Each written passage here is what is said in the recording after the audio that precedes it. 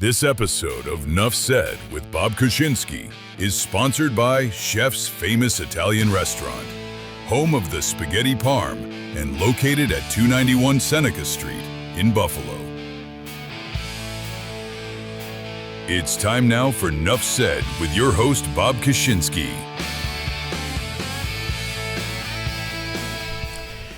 Hey everybody, it's your old buddy Bob Kuczynski, sitting all by my lonesome, and to each life some rain must fall. And unfortunately, Mike Harrington, our scheduled guest, got called off to Sabres practice. So what are you going to do? You got to make good with what you've got. And so we're going to look back at some of the post-game comments from that very disappointing 24-14 loss by the Buffalo Bills to the Atlanta Falcons. Also, we'll take a look and hear from the Sabres after their disappointing 3-1 loss to Colorado. So reminds me of that old bumper sticker, go Sabres and take the Bills with you, but I don't think we're quite in that position just yet. And a little later on, we're going to hear from our benefactor, Lou Billittier Jr. He's going to hint at what's coming up for Chef's Restaurant, and he's been a great sponsor so far. So our Buffalo Bills go into Atlanta and face a team that's 2-2, but it's the first time they've been on Monday Night Football in years. They are super psyched up. It's like their Super Bowl. It's a playoff atmosphere for them, albeit there was a lot of Bills Mafia in the crowd.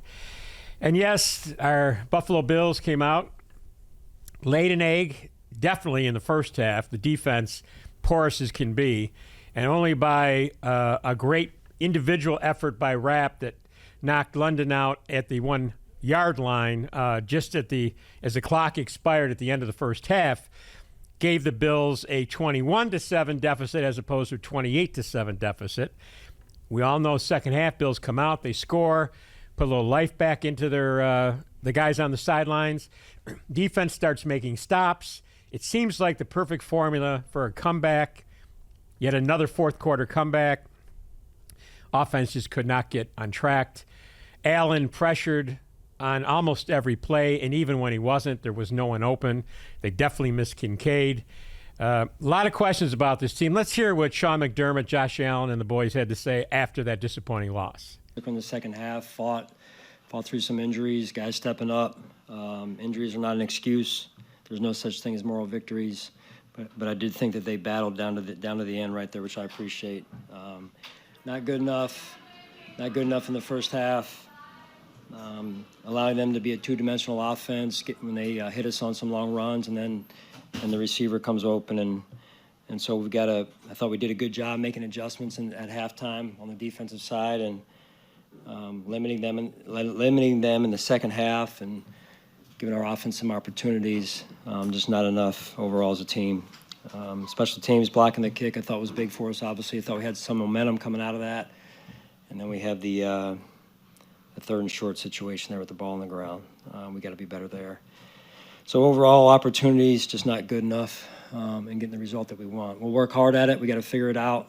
It's not going to be easy, but we got to figure it out, work our tails off to get it done.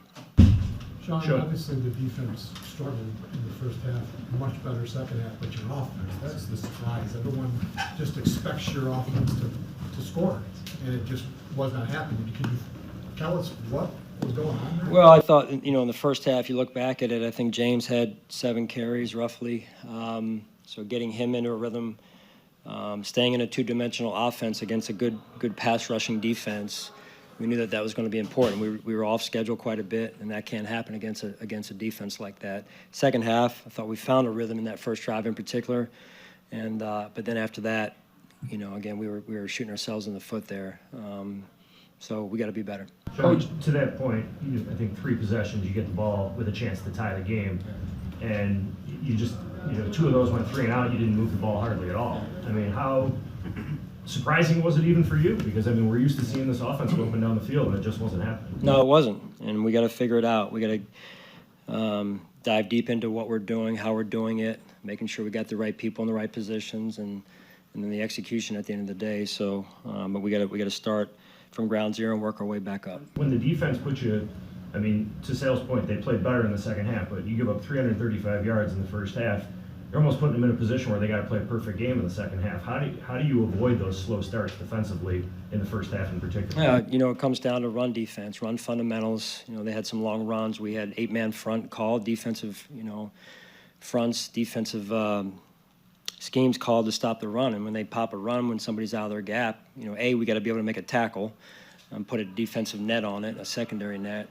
We call it a DB net. And then secondly, we shouldn't be out of our gaps to begin with, and we got to play better run defense, because that opens up then the pass. When you commit to the run, here comes the pass, right? So just overall a better start, and but it's never one position. And I thought the guys did a better job in the second half. I think they had 335 in the first half. To your point, 443 total, so about 110 yards total in the second half, and we knew it was their run and 5 at halftime, and thought we did a better job handling 5 in the second half.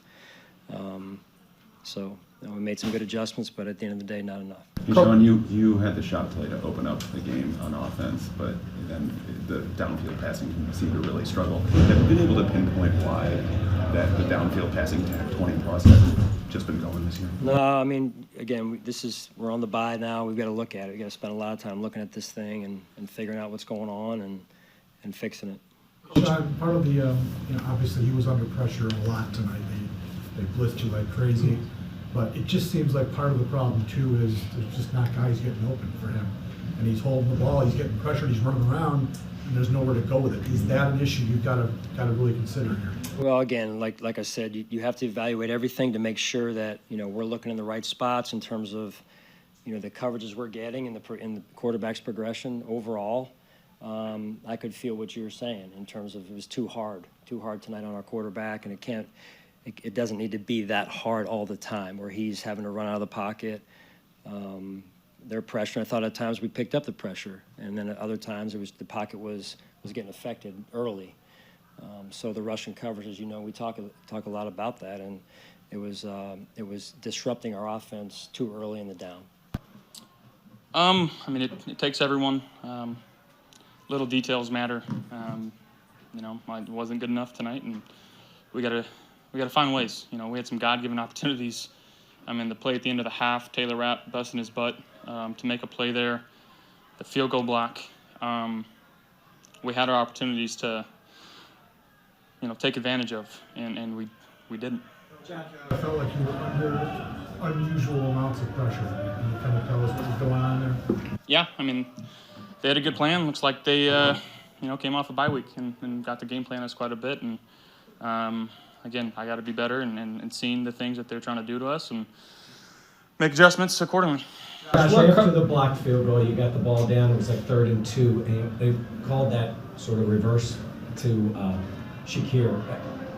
Last week, Sean said things got too cute. Does that seem like that kind of a too cute play to run? Listen, if it works, it's a great call. If it doesn't, it's not. If we run the ball there just downhill, it doesn't work. It's not a good call, right? Something that doesn't work is not going to be a good call. So we roll with it. Josh, what coverage were the Falcons in, and how well did they do a good job of disguising that? Yeah, played some man. Shown quarters and played some man to it. Yeah, we gotta be better. The loss of Palmer, how did that impact you guys moving forward there? I mean, not great at being down Dalton, obviously down Curtis. Guys got to step up in that position, and thought there were some plays made tonight, and but we gotta, again, I gotta be better for this team. How difficult did they make it for you to take some shots downfield? It seemed like they was giving you those opportunities, but how tough was it for you to, get the ball downfield? Yeah, I mean, when we have opportunities, we got to convert them. Coming out in the first play, thought we had a good play there. Obviously, it worked. Didn't win. So now the Bills have a bye week, and they'll have some time to regroup. They'll get some players back. But, folks, will look like a very easy schedule. Out of the remaining 11 games, 6 teams have winning records, and even some of the teams that don't, as we found out over the last 2 weeks on any given Sunday. All right, let's switch gears now and talk about the Buffalo Sabres, and they are 0-3. Mike Harrington, who was to be on with us today, and he's actually at Sabres practice even as we speak. They changed the schedule around on him. I'm sure they feel like they need more practice. They're 0-3. They've only scored 2 goals. Their power play can't get untracked. It was Mike Harrington himself who said back in August that if this team got off to an 0-3 start, General Manager Adams would be out of a job. That hasn't happened yet. But let's hear some of the disappointing comments after that 3-1 loss to the Avalanche on Columbus Day here in right here in Buffalo. I thought we didn't break the puck out near as well. I thought first period really broke the puck out well. Got it below the goal line, or won a lot of battles, got around the net. Second period, same thing. We had Thompson miss an empty net. I thought Bryce missed an empty net off the side.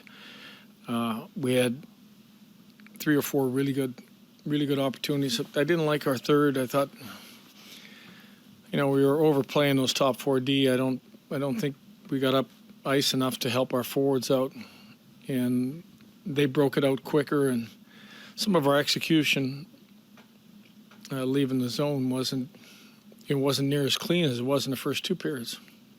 When you look at this team, teams can start a season 0-3, but just how shocked are you with the guys who were in that room to have 2 goals? Yeah, you know what? You look at we've got bodies that need to produce for us for sure.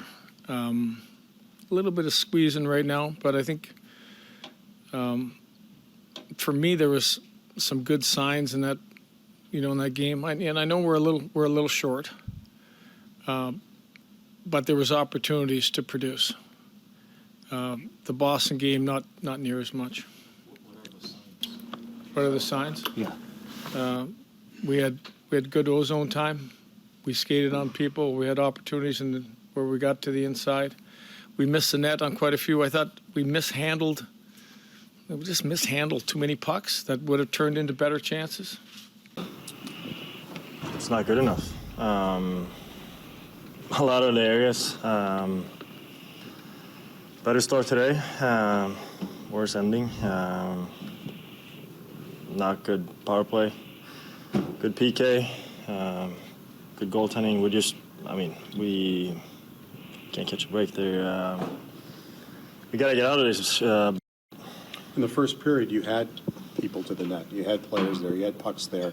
And that seemed to go away after that in the second and third. Is the first period more of the way you guys have to play? Yeah. How would you assess your game today? My game? Yeah. Not good enough. We lost. What did you see on that turnover on the second goal? I was going for a breakaway the other way. It was bad play. Horrible play. How shocked are you with the talent in this room that you guys only have 2 goals? Is that even something you could even conceive? We have a lot of guys out. A lot of guys are not in the lineup right now. But yeah, we have to score more to be able to win hockey games. Since you seem to be in a good place coming in the season, just days in your 0-3, are you shocked that you're sitting here in this situation again? Yeah, I am. It's a mix of everything. Not good enough on the ice. A lot of injuries. We have to step up. This is not acceptable, that's for sure. Okay, so that was the Buffalo Sabres after their 3-1 loss to Colorado. And nobody knows more about the Sabres or has been a fan of the Sabres longer than our good friend Lou Billittier Jr. And we're here at his fine establishment. And Lou's been a great sponsor of the Nuff Said podcast. And, he's filling in because I'm sure he's got so many duties that he should be doing at the restaurant today. Because after all, Lou, it's restaurant week. It is. And what do we have going here at Chefs for Restaurant Week? What we do here at Chefs, it's all week, of course. It's $30, and it's a 3-course meal. You get about you get the spaghetti parma, the chicken parma, lasagna, but there's about 8 things you can choose from for your main entree, and you get a dessert. And it's just a way of giving back to the community a little bit and let them try our food for a little cheaper price. And we've got great food here at Chef's, and all our guests receive gift cards, and they can take takeout. And I tell you, it's so easy to get guests to come out here to do the podcast because they're coming to Chef's. Now, today, Mike Harrington would have been here, but the Sabres changed their schedule, and so he's covering the team. Now, you go way back with it. You were once a stick boy for the Buffalo Sabres. I was through the 70s. Actually, you were stick boy for the competition, right? Yes, I handled the opposing team. So I got to be friends with all the greats back in the 70s. I carried everybody from Wayne Gretzky's sticks to Marcel Dion and Phil Esposito, and they're all good friends to this day. So wait a minute. I mean, you had to be 30 years old when Wayne Gretzky was playing in the league. You were still stick boy? Wayne and I are the same age, believe it or not. First time I met Wayne, I was their stick boy, and I was 18, and I think he was 18 as well. Wow. Yeah. So I didn't know who he was. That was the best part. It was just when he came into the NHL, and after the game, some teams would have beer in the locker room, and Wayne says, "Hey, you want a beer?" I go, "Yeah, sure, why not?" So we sat down, and he said, "Hi, I'm Wayne." I said, "Hey, I'm Lou," and it started from there. And then he always comes to Chef's when he's in Buffalo. Wow. We've stayed friends to this Cool. day. And you've stayed friends with a lot of the greats that came through Buffalo. Yeah, I have. I've been very lucky. You should see his office. He's got so many autographed items. They're not organized, No, but not they're at there. all. They're there. Yeah. Now, Lou, we've hinted on your Facebook page and Instagram. There's a big project in the works here at Chef's. I know you can't give out the details, but I know it's exciting.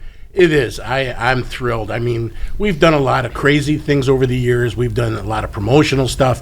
But this one really hits home for myself, my family, other families. So it won't be more than a couple more weeks, I think, until we make the big announcement. But we've got something really big coming.